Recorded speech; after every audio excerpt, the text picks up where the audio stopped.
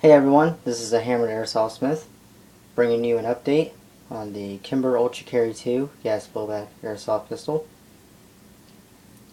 I did say I wanted to get the hex screws for the grips, but I just decided not to. They're a real pain to find, for me anyway. I did repaint the grips. They're still the same grips. They look pretty much like the part. The only differences between these grips and the grips that it's supposed to have is the checkered, the diamond, the double diamond around the grip screws. Other than that, it looks pretty good. I'm okay with it.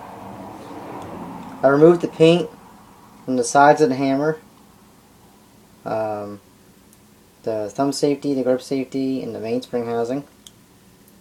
When I removed the paint from the sides of the hammer, I did it with a file and just took a few swipes just to get the paint off and leave that steel graining look to it, as it should look. I've actually done that steel graining look to pretty much everything that looks bare metal on here, except the trigger. That already looked that way. Now I would like to spend the whole video talking about every surface that I've grained, but let's just say I've done every surface in the grain, and I've done them as close as I could to how real steel 1911s are grained. Each surface has its own direction to it, so that way every surface pops out. As you can kind of tell here, each surface has its own contrast.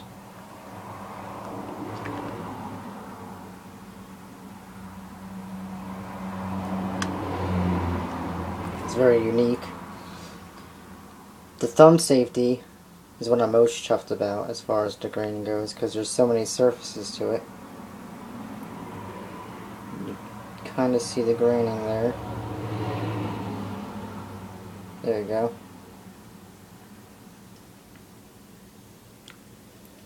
Checkered the mainspring housing using a file. Just took the file and aggressively filed in this one direction as straight as I could, and then went this way as straight as I could. That's why the squares are very tiny and they're not even, but at least it's checkered as per real steel, and it is grippy. You can feel it.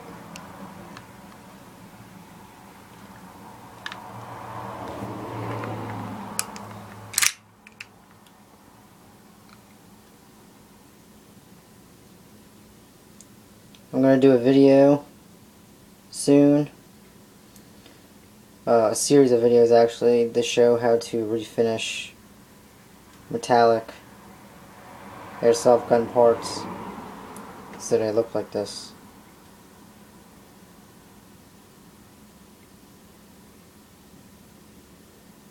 Taking a good look at the graining right now.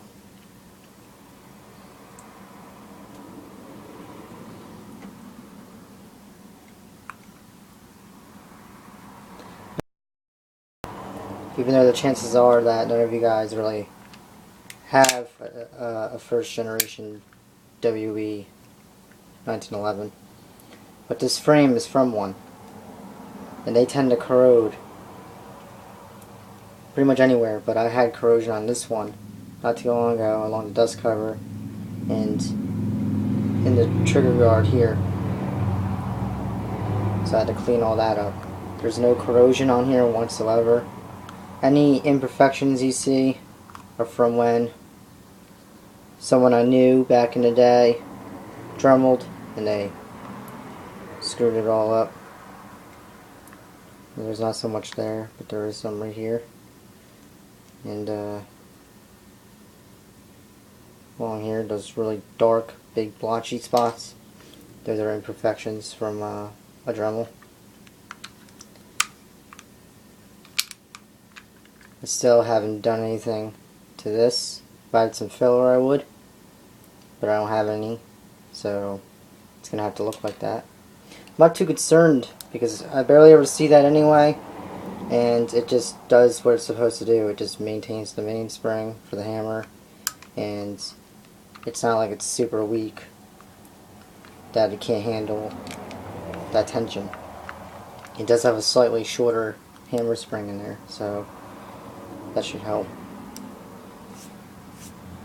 Alright, so she is definitely now finished.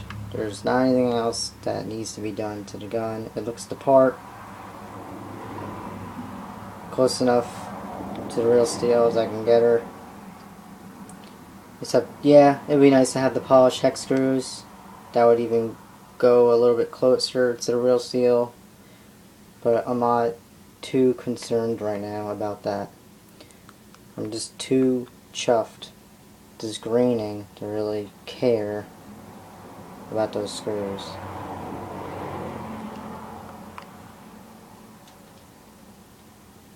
Alright guys, that's enough gawking at her. Cut this short. This here is a parts manual, even though I wrote instruction manual, but whatever. I made it so it could be any way I like. Kind of wanted to make it simple. The number of every part. Not all the parts are listed, like it says here. Unlisted parts may be pins or screws. There's not a whole lot of pins or screws in the gun, so I mean, you should really put them all together anyway when you take the gun apart. And I drew out each piece. Put a number next to it so you know what each piece is. Even the pieces to the magazine are here. The magazine needs to be refinished. That looks kind of crappy right now. It actually has some corrosion on it, actually. Yeah, it does. Slightly corroded here. You can see where it's slight pitting. It's not rust, but you see discoloration here. So when this runs out of gas again, I'll totally refinish it the same way that I did the frame and the individual parts on the gun.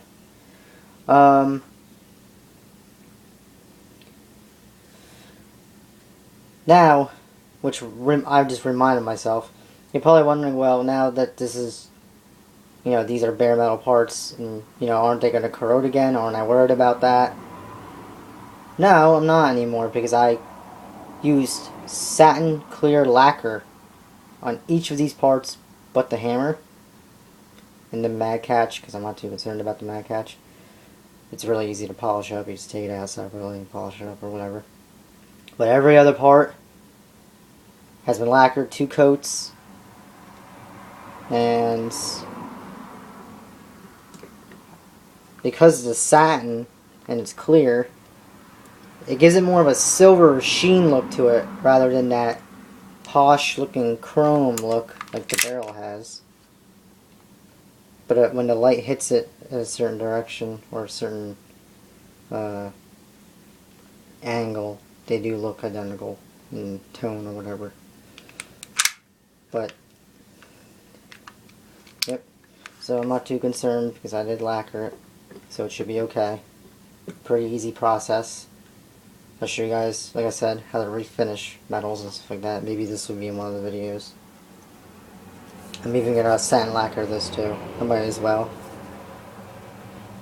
because this looks. You guys remember how beautiful this looked in that one video. I showed it all polished up. There's no point in me repolishing it again if it's just gonna dull up like that. But with the satin lacquer, clear satin lacquer, it shouldn't look like that anymore. But yeah, everything works. You know, nothing changed as far as functionality and everything. So there's that. Alright everybody, thank you very much for watching. Stay tuned for whatever else I throw at you guys. I'll see y'all later.